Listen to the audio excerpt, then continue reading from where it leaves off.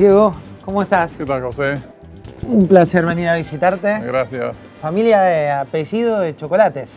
Sí, nací en una olla de chocolate. Tu papá Aldo, tu mamá. Inés, mi madre, especialista en lo salado, y mi padre, pastelero, especialista en todo lo que es chocolates y dulces. ¿Cómo es la trascendencia? Digo, porque por un lado uno dice Diego Fenoglio y ya nos lleva a Mitre, allí por Bariloche, a recorrer esa calle que tenés distintas marcas que todas tienen en común con tu lazo familiar, sí. Pero por otro, tu proyecto. Claro, mi padre arrancó en el 48 haciendo chocolate y aparte de chocolate hacía pastelería y heladería.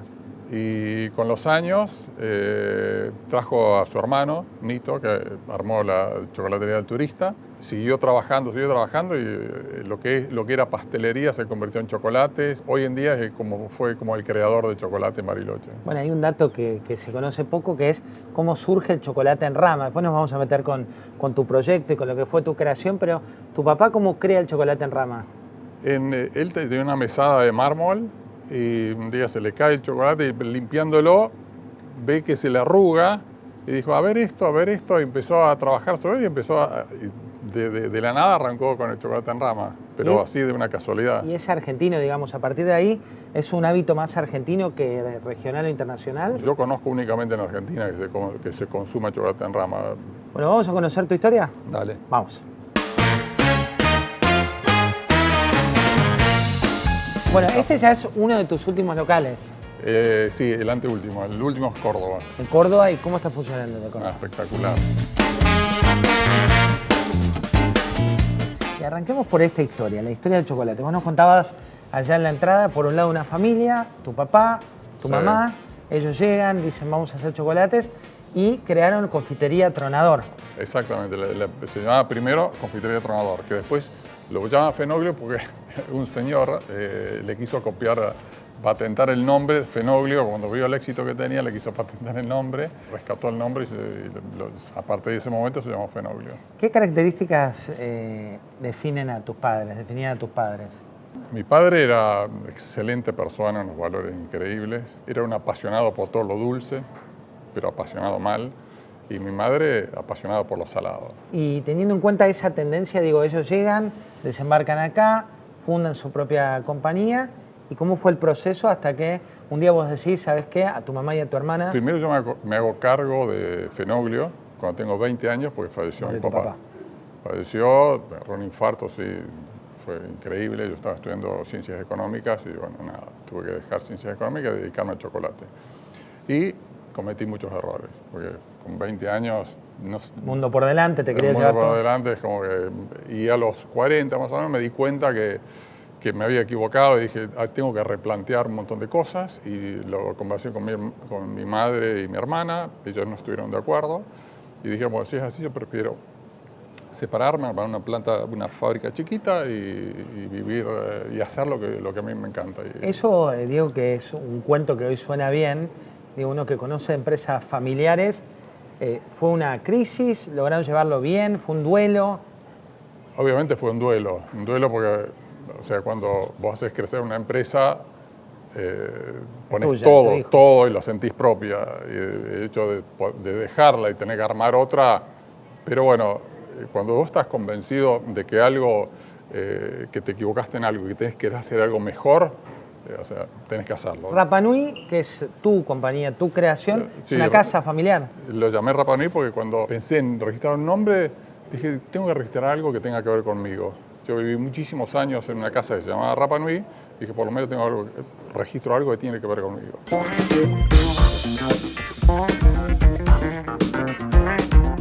¿Somos chocolateros los argentinos? Bastante chocolateros, te diría. Sí, por supuesto, no es lo mismo que en Alemania, que el consumo per cápita es enorme, pero por la temperatura que hay habitualmente en Argentina, somos bastante chocolateros. Sí. ¿Y cómo se crean los chocolates? No sé si querés mostrarme tus favoritos o contarnos cómo se crean. Por ejemplo, tenemos dos trinidades, la Trinidad de Avellana y la Trinidad de Almendra. Se llama Trinidad porque tiene una base de una galletita hecha con pasta de almendras, tiene un relleno de crema de almendras y tiene una almendra, por eso mismo Trinidad de Almendras. Y la avellana es igual. Este producto lo creé yo. Lo creaste vos. Hay otros productos que los crea mi hijo Aldo, se llama como mi papá. Pero ahí vos decías, me crié en una olla de chocolate. Sí. También tenés la otra parte, que fue a los 20 años, tuviste que hacer frente a las dificultades que implican perder a tu papá. Y ese recuerdo, ¿cómo es? Cuando sos chico, cometés muchísimos errores y nada, con los años empezás a darte cuenta que el camino hubiese sido diferente si te girabas por otro lado, y con el tiempo empiezas a trabajar y a tratar de cambiar. La vida no es una recta, sino es un camino sinuoso. Sí, que alzas y vas, montaña rusa. Exactamente. Más vale un camino sinuoso que montaña rusa, porque también puedes llegar a ser montaña rusa.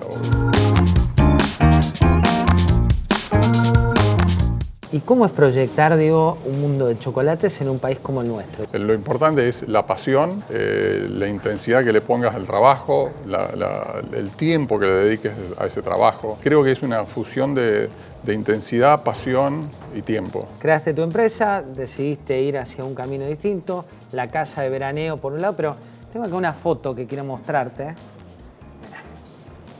Esta foto, que nos lleva ¿a dónde? Eso fue la confitería Tronador.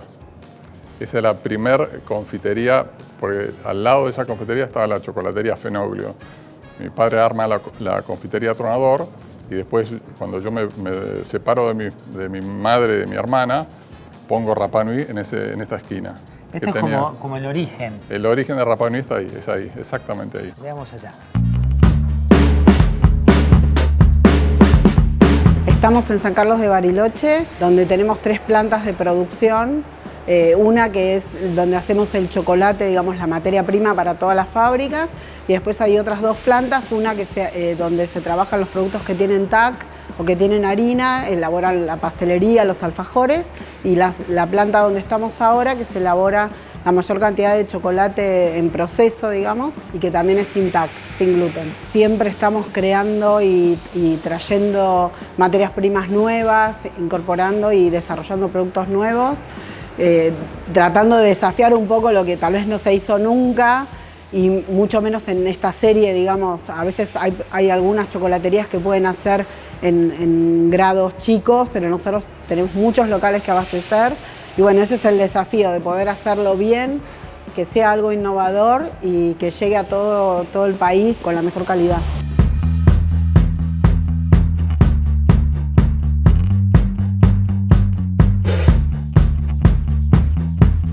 El chocolate Rama para mí es lo más artesanal de lo que es el chocolate de hoy en día, porque no tiene una forma exacta, tiene muchas variables. Entonces no vas a encontrar una igual a la otra. Lo que es la Rama, el producto es muy artesanal. Uno que corta el peso, la forma, el chocolate, si está caliente, si está frío, muchas variables. Salen en hileras, en hojas, se arruga y eso le da lo aireado al chocolate Rama. Y después nosotros calculamos el peso, la variación entre temperatura, peso y largor.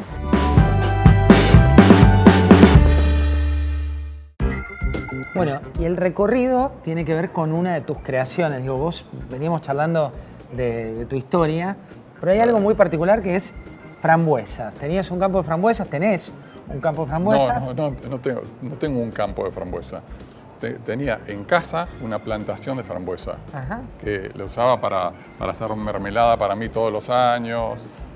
Alguna vez hice frambuesas en almíbar. Sí. Pero no, y a partir de un día, una temporada que tenía un montón de frambuesas, iba para casa un día y dije, si hago esto y esto, lo voy a probar. Y a los 2 o 3 días lo probé, bañé las frambuesas de casa, porque eran de casa. Les di a la gente que trabaja conmigo, que son los más exquisitos con el tema del chocolate, y lo que les dije a todos es, abrí la boca y cerré los ojos. Le puse el producto en la boca y ahora mordé. Y de acuerdo a las expresiones, cara de expresión que tuvieron, dije, este producto sin ninguna duda que va a ser un éxito. ¿Y se te ocurre en qué contexto? Digo, vos tenías esa producción de frambuesas más artesanal, ¿y cómo fue que dijiste ahora? No, y a partir de que empezamos a probar, empezamos a fabricar para dar a nuestros clientes qué es lo que decían. Y a todos les encantaba. Para mí el paladar es un idioma universal. A partir de ahí empezamos a comprar frambuesas en Bolsón, en Lago Puelo, en El Hoyo, en los lugares que la mejor frambuesa del mundo está en el sur patagónico. Pero ninguna duda, porque he recorrido mucho mundo para comprar buena calidad de frambuesas y las mejores son de la zona de Bariloche y de Bolsón.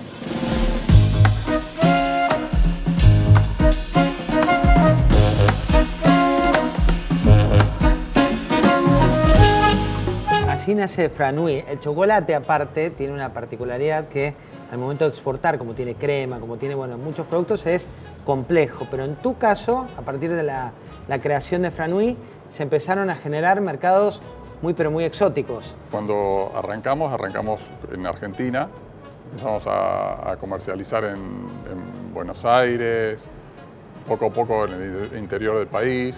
Y el último año Aldo está comercializando, mi hijo está comercializando en Latam, Uruguay, Chile, Perú, Colombia, México, y la verdad que les está encantando el producto a todo el mundo. Y Leticia, mi hija, nosotros armamos una planta, justo en pandemia, armamos una planta en Valencia. Y Leticia está manejando la planta de Valencia para mercados europeos. El generar un snack que no existía, un concepto que no existía. Es una nueva categoría, no existía en el mundo. A nadie se lo había ocurrido antes.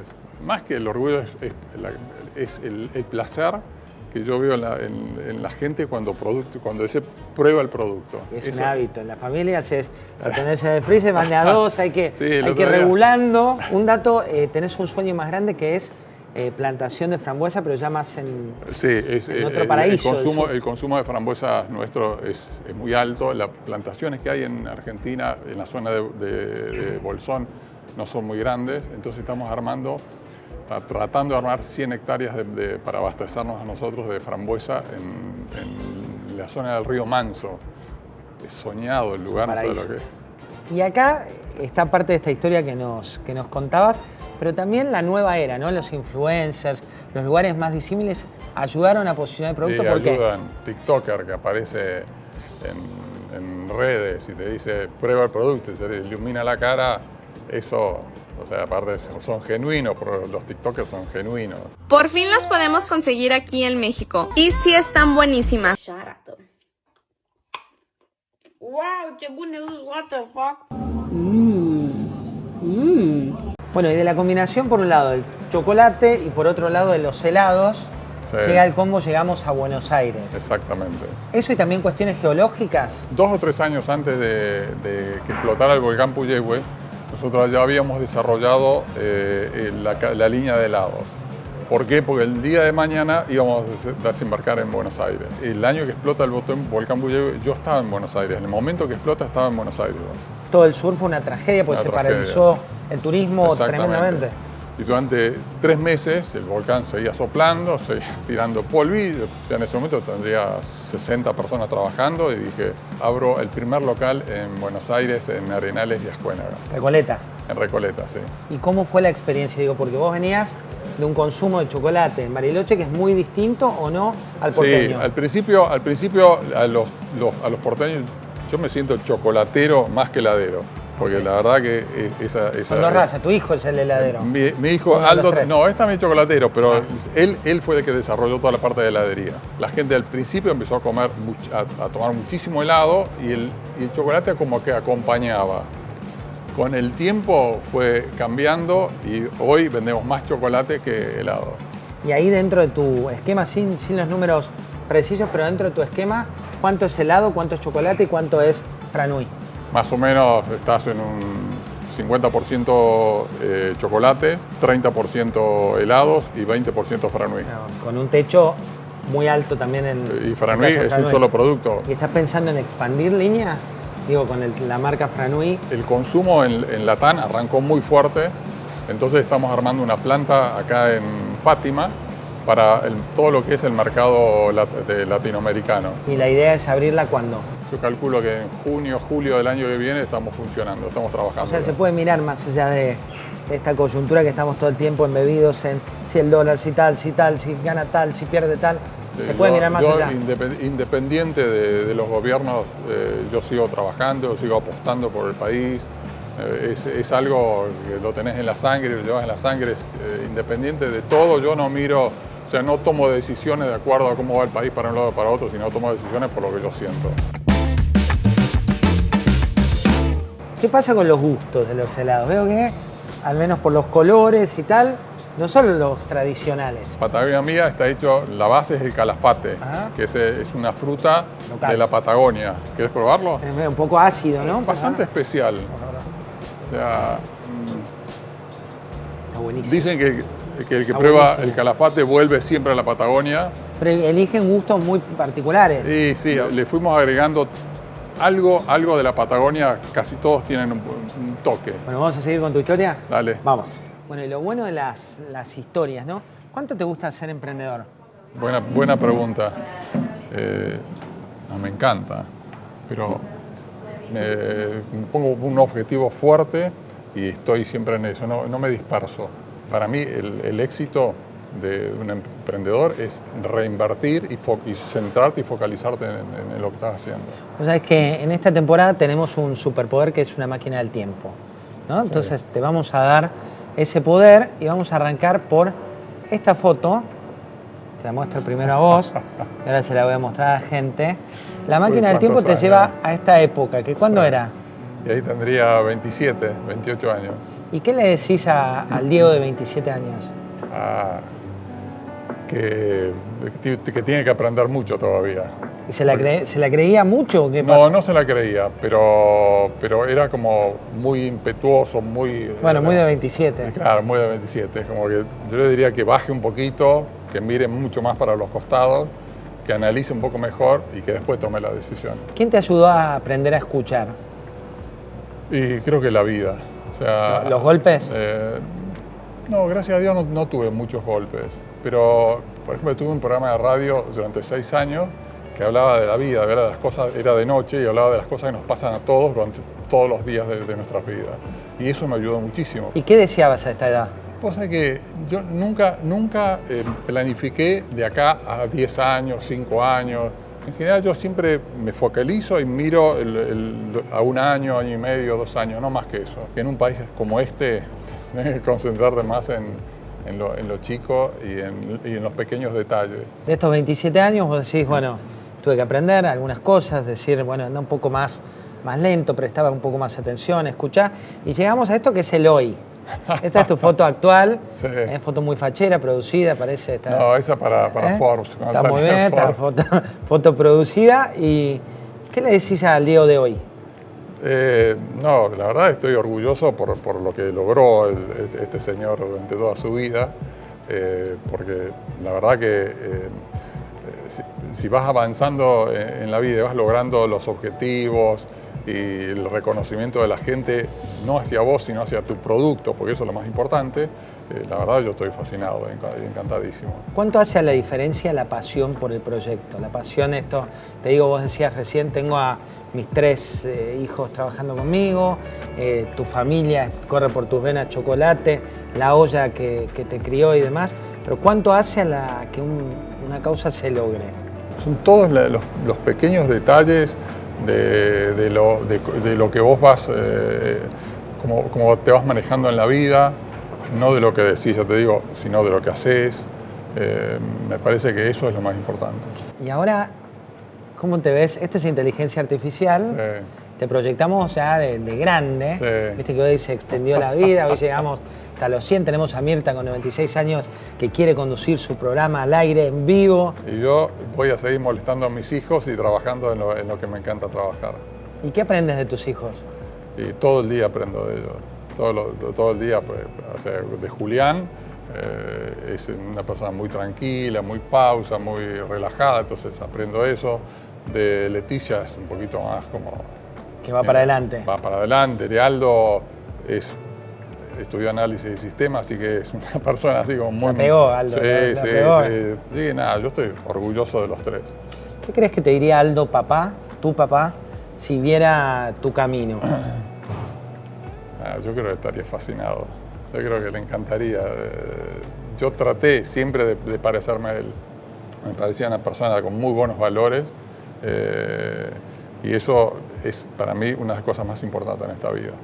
Y es algo que cada vez que hablas de él, no sé si te das cuenta, pero como que te emociona un poco. Sí. ¿Por qué? Y lo tuve, se me fue con 20 años y bueno, eso es un dolor porque como que muchas cosas me quedaron sin charlar, sin hablar con él.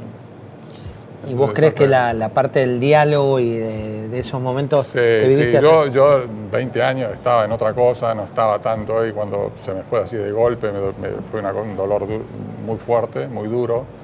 Y que no, pero, claro, no te imaginás que se te va tu papá a los 20 años. Entonces, como que todo un trayecto que tuve que transitar y nada, me costó. Así, él venía de Torino, de personalidad italiana fuerte. ¿Cómo era el perfil? Y él había sido, había tenido una pastelería y una confitería en Torino.